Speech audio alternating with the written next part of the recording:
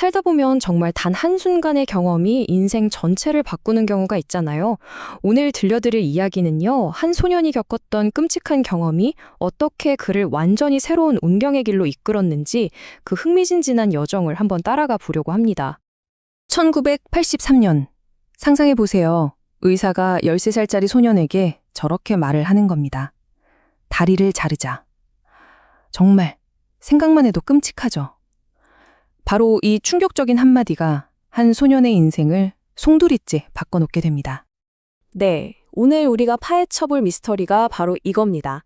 어떻게 그 절망적인 순간이 평생을 바쳐서 한의학의 과학적 근거를 찾아 나서는 혁신적인 의사를 만들어냈을까요? 자, 지금부터 그 이야기를 깊숙이 들여다보겠습니다. 모든 이야기의 시작은 바로 어린 황만기 원장이 겪었던 그 운명적인 진단에서부터 출발합니다. 그의 삶을 완전히 뒤흔들어 놓은 사건이었죠. 자, 시간은 1983년입니다. 13살 황만기 소년의 할머니가 손자 발목에서 뭔가 이상한 걸 발견해요. 복사뼈가 하나 더 있는 것 같았죠. 대학병원에 갔더니 의사가 암이라면서 당장 다리를 잘라야 한다는 청천벽력 같은 소리를 합니다. 아버지는 의사 말을 믿어야 한다고 했지만 어머니는 절대 안 된다. 다른 병원에도 가보자고 버텼죠. 정말 팽팽한 긴장감 속에서 두 번째 병원을 갔는데 다행히 다리는 살릴 수 있다는 진단을 받습니다. 그리고 무려 8시간에 걸친 대수술 끝에 종양을 성공적으로 제거하게 되죠. 정말 한편의 드라마 같지 않나요? 그런데 더 놀라운 사실이 있어요. 알고 보니 처음 진단했던 암은 완전히 오진이었습니다. 실제 병명은 골연골종, 그러니까 뼈와 연골에 생긴 암이 아닌 양성 종양이었던 거죠. 하마터면 이 오진 하나 때문에 멀쩡한 다리를 평생 잃을 뻔했던 겁니다. 이 아찔한 경험은 어린 황만기 소년의 마음에 정말 평생 지워지지 않는 깊은 상처와 질문을 남기게 됩니다.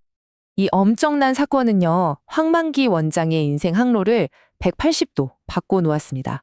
원래 그의 꿈은 의사가 아니었거든요. 원래 황만기 소년의 꿈은 역사학자였어요.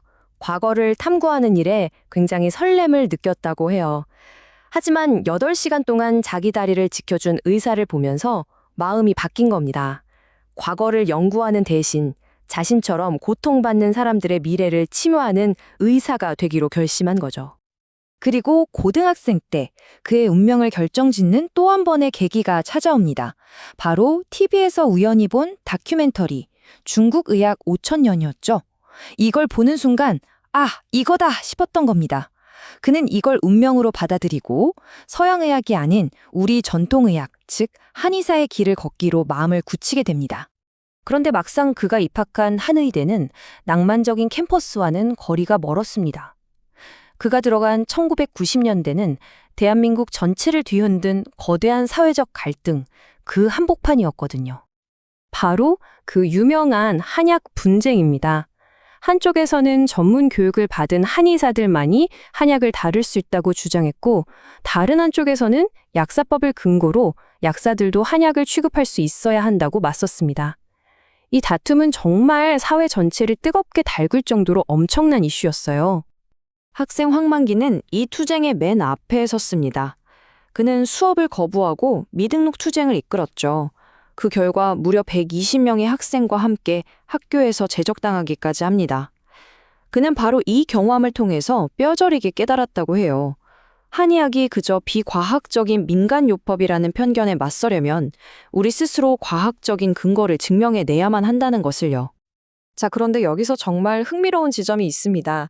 이 격렬했던 투쟁이 역설적으로 한의학이 한 단계 발전하는 아주 중요한 계기가 되었다는 사실입니다. 이 분쟁 덕분에 한약사 제도가 새로 생겨났고 최초의 국립연구기관인 한국한의학연구원이 설립됐어요. 심지어 한의대 졸업생들도 공중보건의로 복무할 수 있는 길이 열렸죠. 어떻게 보면 위기가 곧 기회가 된 셈입니다. 이 치열했던 투쟁의 경험은 황만기 원장에게 평생의 사명을 심어주었습니다. 그것은 바로 전통 한의학을 현대 과학으로 증명해서 누구나 인정할 수 있는 객관적인 치료의 토대를 만들겠다는 것이었죠. 그리고 그의 노력은 그냥 구호로 그치지 않았습니다. 구체적인 성과로 나타나기 시작하는데요. 먼저 그가 직접 개발해서 취득한 한약 처방 특허가 무려 8개에 달합니다. 여기서 그치지 않죠. 자신의 연구 결과를 굉장히 권위 있는 국내외 학술지에 16편 이상 발표했고요. 이런 공로를 인정받아서 보건복지부나 특허청 같은 국가기관으로부터 7개가 넘는 상을 수상했습니다. 핵심은 이거예요. 그는 단순히 진료만 한 게 아니라 과학을 통해서 한의학의 효과를 끊임없이 증명해 왔다는 겁니다. 자, 그럼 다음으로 넘어가서 이게 어떻게 연결되는지 한번 보시죠. 이제 황만기 원장의 연구 여정, 그 핵심이라고 할 수 있는 비밀 재료들에 대해 알아볼 텐데요.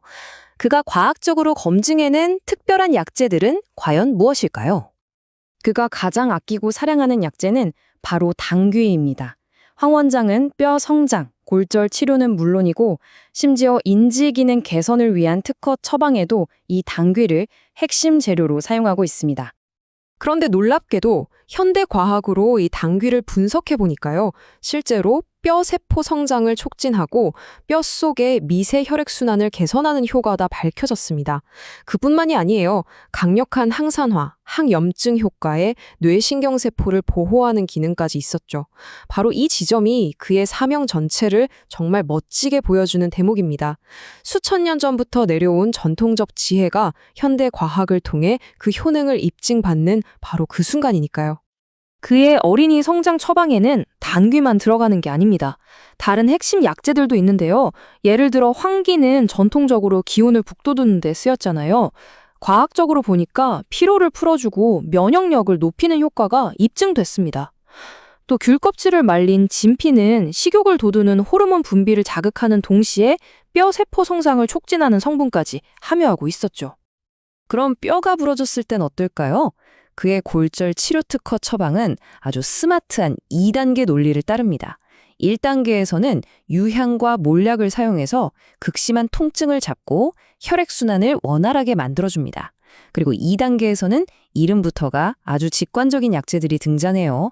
끊어진 것을 잇는다는 뜻의 속단, 그리고 부서진 뼈를 보충한다는 골쇠보로 뼈 조직이 다시 만들어지도록 돕는 거죠.